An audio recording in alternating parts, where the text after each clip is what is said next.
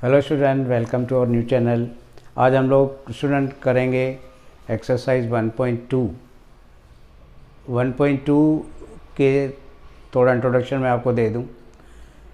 इस एक्सरसाइज में क्वेश्चन का जो फ्लो होगा, आंसर का जो फ्लो होगा वो एक टाइप से ही होगा।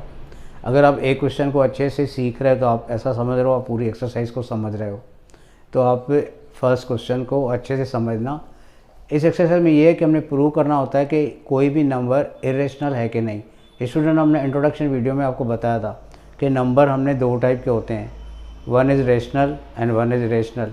कोई भी नंबर या तो रेशनल होगा या तो इरेशनल होगा। हमने इरेशनल नंबर को डिफाइन ऐसे किया, number which are not rational is called irrational. अभी रेशनल नंबर हम लोगों ने इंट्रोडक्शन वीडियो में देखा था, रेशनल नंबर P/Q फॉर्म में होते हैं नंबर, और P and Q are integer where Q is not equal to zero. इसको रेशनल नंबर कहते हैं। नॉर्मली रेशनल नंबर टर्मिनेटिंग होते हैं, अगर वो टर्मिनेटिंग नहीं है तो वो रिपीटिंग होते हैं या रिकरिंग होते हैं। और इरेशनल नंबर हमेशा नॉन टर्मिनेटिंग होते हैं और ये नॉन रिकरिंग होते हैं।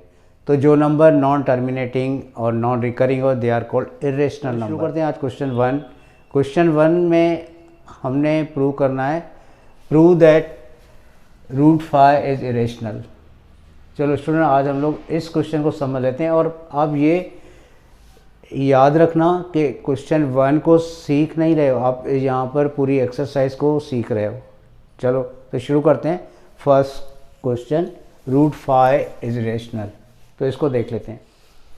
तो सबसे पहले स्टूडेंट हम लोग सपोज करेंगे, लेट अस अज्यूम दैट ये जो नंबर है वो रेशनल है।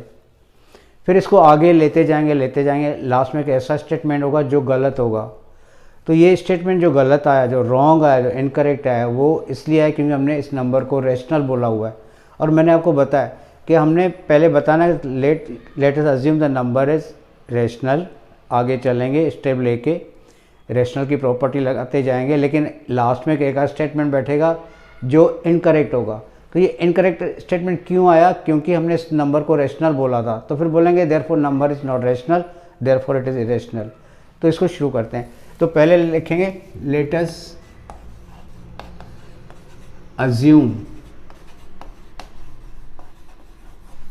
√5 is rational.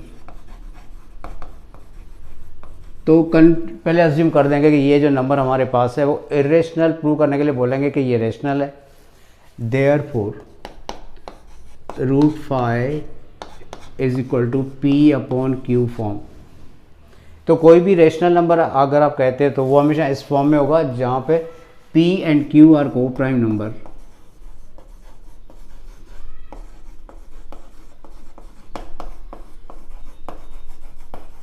And Q is not equal to 0।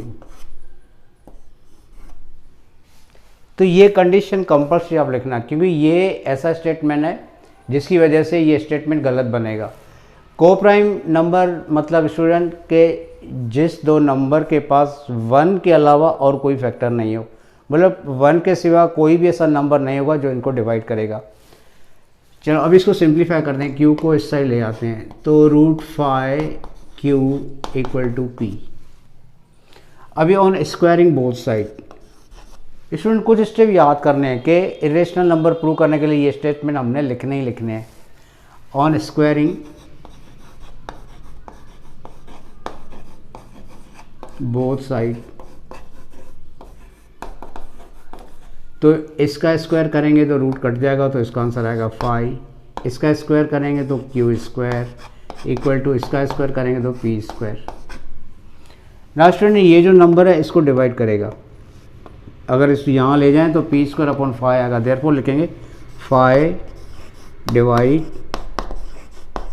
P²। अभी स्टूडेंट इसकी थ्योरम है इसी एक्सरसाइज के पहले, जिसमें लिखा है कि कोई भी नंबर अगर P² को डिवाइड करता है तो वही नंबर P को भी डिवाइड करेगा। लिखेंगे देयरफॉर 5 डिवाइड P। अभी स्टूडेंट एक नई बात, जहाँ पर आके बच्चे अटक जाते हैं, इसके बाद हम लिखेंगे नाउ P = 5C। तो आप बोलोगे ये क्यों लिखा?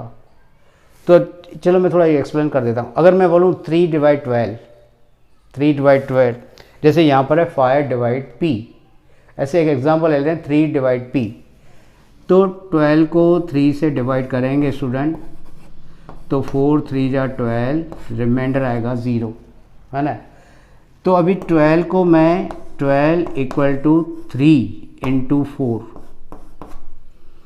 तो ये 12 हमारे पास है, 3 हमारे पास है, हमने 4 लिखा, 3 4 जा 12, है ना। इसी मेथड से ऐसे अगर लिखेंगे 5/P, P is 12, जैसे यहाँ 12 लिखा, देयरफॉर P = ये 5 × C, क्वेश्चन, ये क्वेश्चन लिखा।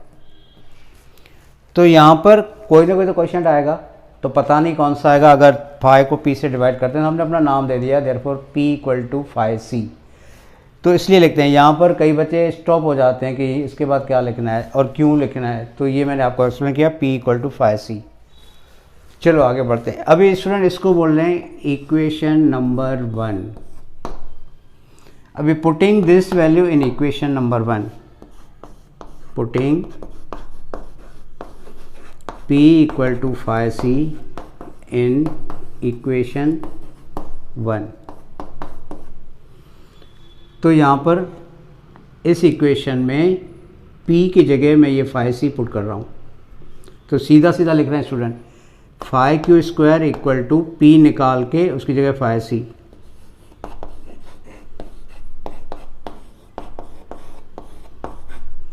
सिंप्लीफाई, 5Q² को लिखेंगे 25C²।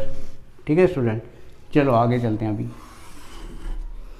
अभी ये 5 इसको डिवाइड करेगा, 25/5 का आंसर आएगा 5, तो मैं लिखूंगा Q² = 5C²।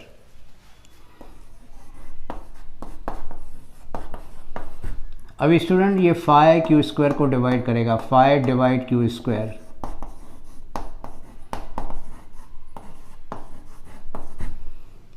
ठीक है ना।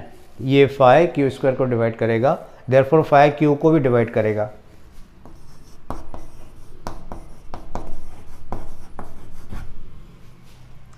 अभी देखो स्टूडेंट यहाँ पर कौन सी बात आ गई, ये 5 ऐसा नंबर है जो P को भी डिवाइड कर रहा है और 5 ऐसा नंबर है जो Q को भी डिवाइड कर रहा है, लेकिन हमने P और Q को कोप्राइम नंबर बोला हुआ है।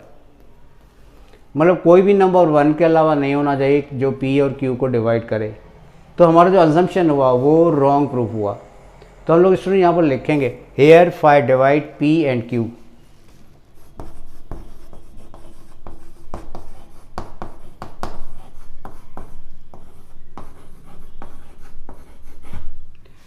But P and Q are co-prime number.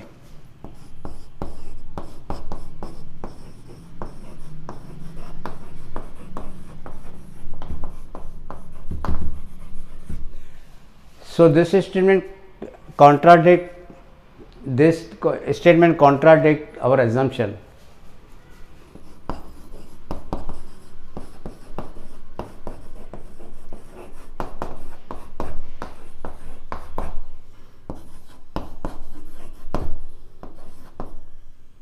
Our assumption, है ना स्टूडेंट, assumption।